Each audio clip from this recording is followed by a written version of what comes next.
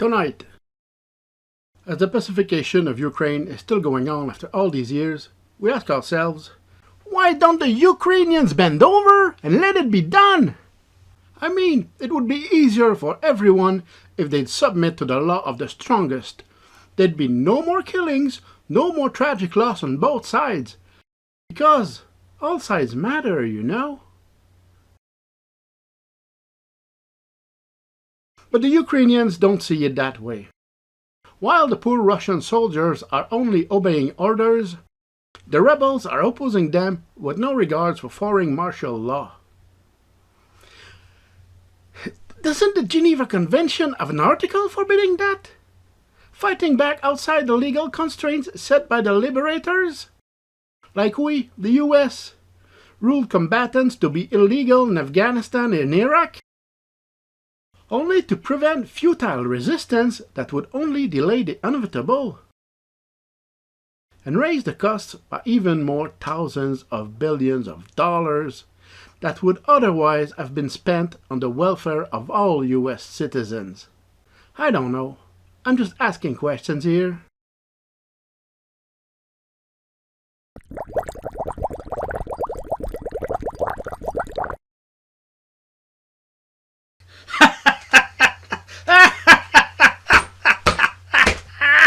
They think I'm serious? Now, some people are starting to imply that Putin's attempt of cleaning up the place is heading to a genocide. And what if this is what the Ukrainians need and they don't know it?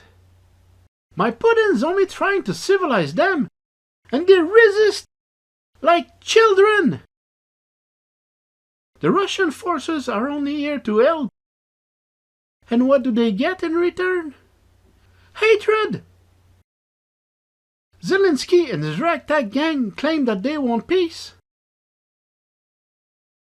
If any of this was true, they'd drop all arms right then and there and welcome the liberators with open arms.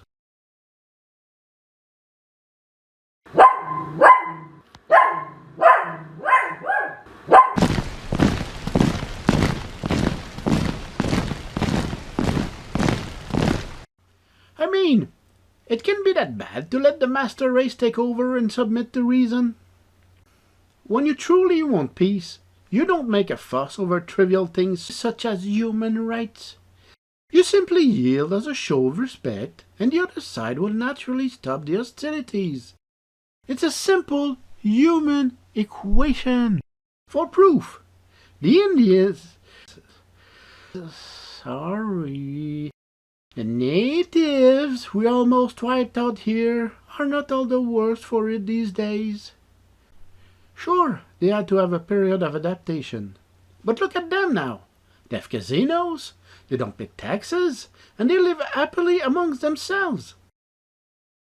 When they're not drunk, of course. And yes, they complain.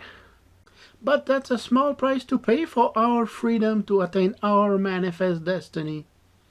Seriously, they should thank us for not having to submit to the laws of nature anymore.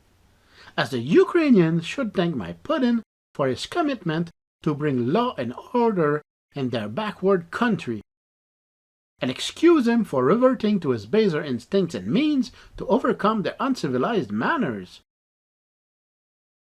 And if you're not convinced, just look at how the Chechen have been treated in Russia since Putin restored order in Chechnya. They know their place now. Anyway, it's not his fault, you know. NATO made him do it. If they didn't insult him by telling him to apply like anyone else to join their ranks, if they didn't befriend his neighbors, if they didn't try to grow until it's become a dominion, Putin would never have invaded any country to subjugate those who belong to his Russia. And he would never have taken it out on the poor Ukrainians NATO brainwashed. Yes, a whole country, an entire population brainwashed into wanting to choose their own way of life. Can you believe it? It's surreal, I know. this is why I submit to you that Putin's not responsible for 1 second. Not any more than I am. For as you may know, the court ruled that I'm not responsible for what I say. And this at my own demand. Now, what if I was a Russian agent? What if all I say was fake and staged?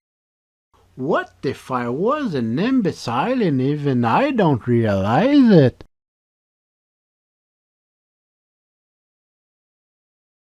I'm not saying any of this is true. I'm just asking questions here. Why don't you ask yourselves those questions? Seriously.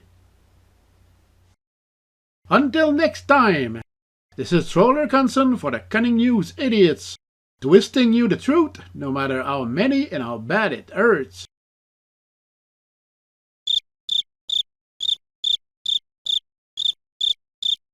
Oh.